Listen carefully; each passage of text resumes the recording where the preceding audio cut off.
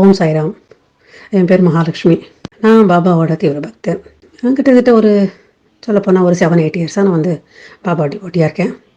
நிறைய விஷயங்கள் பாபா என் வாழ்க்கையில் பண்ணியிருக்காரு. ஆக்சுவலி எனக்கு இப்போ ரீசெண்டாக நடந்த சம்பவத்தை பற்றி தான் நான் சொல்ல போகிறேன். இப்போ நாங்கள் இங்கே ஆக்சுவலாக ஆஸ்திரேலியா வந்திருக்கோம். நான் என் ஹஸ்பண்ட் என் பொண்ணு வீட்டுக்கு.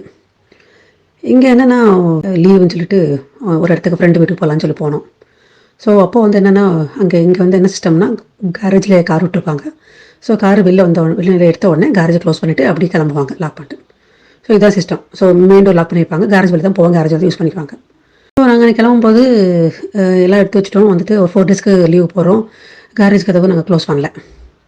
எல்லாருக்கும் யாருக்குமே அது ஞாபகம் இல்லை, மறந்துட்டோம். போயிட்டு நைட்டு அங்கே 7 மணிக்கு போய் சேர்றோம். இங்கே காலையில் 11:30 கிளம்ப வீட்டிலேருந்து. ஸோ ஈவினிங் 7 o'clock அங்கே ரீச் ஆகிறோம் அந்த பிளேஸ்க்கு, கோமா அப்படிங்கிற பிளேஸ்க்கு. பிளேஸ் ரீச் ஆனோடனே அங்கேருந்து எங்கள் வீட்டில் என் பொண்ணு வீட்டு ஏற்ற வீட்டில் ஒரு பாகிஸ்தானி, அவர் இன்ஃபேக்ட் எங்கள் கேரேஜ் காலிலேருந்து ஓப்பன் பார்த்துருக்காரும் தெரியல. அவரும் நைட்டு ஃபோன் பண்ணி, இந்த மாதிரி உங்கள் கேரேஜ் ஓப்பனாகவே இருக்கேன், நீங்கள் இல்லையா க்ளோஸ் பண்ணலையான்னு கேட்டார். எங்களுக்கு தூக்கி வாரி போடுச்சு. என்னென்னா கேரேஜ் கதவை திறந்துச்சிட்டிங்கன்னா அதுக்குள்ளே வழியாக நீங்கள் உங்கள் வீட்டுக்குள்ளே வரலாம், அதுக்கு எந்த லாக் கிடையாது. காலையில் 11 மணிலேருந்து ஈவினிங் 8 மணி வரைக்கும் எங்களுக்கு கேரேஜ் ஓப்பனாக இருக்குது. இன்னொன்று சொல்ல போனீங்கன்னா, இப்போ இங்கே ஆஸ்திரேலியாவில் நிறைய விஷயங்கள் நடக்குது. இங்கே திருட்டு பயம் கூட இப்போ நடக்குதுன்னு சொல்லிட்டு இருந்தாங்க.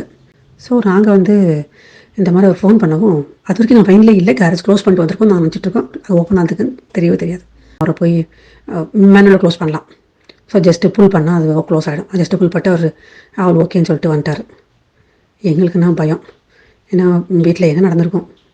நான் வெளியில் கேரேஜில் இன்னொரு கார் நிற்கிது, சைக்கிள்ஸ் நிற்கிது, கேரேஜில் உள்ளே போகலாம், என்ன வேணால் எடுக்கலாம், எனிதிங். ரொம்ப பயந்துருந்தேன். வெளில சொல்லலை யாரும். நான் ஒன்று பாபாட்ட ப்ரே பண்ணிட்டேன். பாபா நீ தான் தோணு எனக்கு. ஏன்னா எங்கள் வீட்டில் வாசலில் ஜஸ்ட்டு கேரேஜ் திறந்த உடனே அவரோட படம் தான் வச்சுருக்கோம். ஸோ நீ தான் தோணப்பா, நீ தான் அந்த வீட்டுக்கு காவலாக இருக்கணும். யாருமே இல்லை. டியூஸ்டே காலையில் இங்கேருந்து நாங்கள் 11 கிளம்புறோம். மெல்போர்ன் நாங்கள் இருக்கிறது. மெல்போர்ன்லேருந்து நாங்கள் போன இடம் ஒரு 7 hours. ஸோ ஒன்று ரிட்டர்ன் திரும்பி வர முடியாது. ஸோ வேறு வழி இல்லை, full surrender to Baba. So Sunday evening தான், நைட்டு தான் நாங்கள் வந்தோம். பார்க்கும்போது தான் ஆல் பர்ஃபெக்ட். ஒன்றுமே ஒரு சின்ன மாற்றம் கூட இல்லாமல் அப்படியே இருந்திருக்கு. ஸோ நான் கண்டிப்பாக வீடியோ பதிவு பண்ணுவேன் பாபாக்காண்டி அப்படின்னு நினச்சி நான் உறுதிமொழி எடுத்த மாதிரி எடுத்துக்கிட்டேன். அதனால தான் இன்றைக்கி ஜோதி சாய்கிட்ட ஃபோன் பண்ணி நான் ஒரு ஆடியோ போட போகிறேன், எனக்காண்டி நீங்கள் கொஞ்சம் இது பண்ணுங்கள்.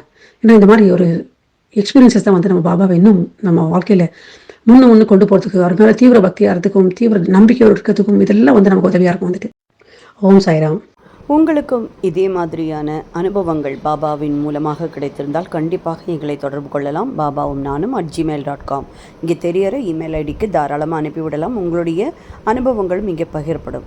கிட்டத்தட்ட 50,000 டிவோட்டிஸ் நம்மளுடைய குழுவில் இருக்கா. அவன் எல்லாருக்கும் இதை போய் சேரணும் அப்படிங்கிறது ஒரு ஆசை மட்டும் இல்லாமல், அவருடைய புகழ் உலகமெங்கும் பரவணும், எல்லாருக்கும் அவருடைய அருள் கிடைக்கணும், அதன் மூலமாக எல்லாரும் சந்தோஷமாக இருக்கணும். இது மட்டும்தான் எங்களோட மெயில் நேம். இது வரைக்கும் நீங்கள் பாபாவும் நானும் சப்ஸ்கிரைப் பண்ணலைன்னா தயவு செஞ்சு சப்ஸ்கிரைப் பண்ணி மற்றவங்களுக்கும் ஷேர் பண்ணுங்க. ஒரு ஓம் சாய்ராம் ப்ளீஸ்.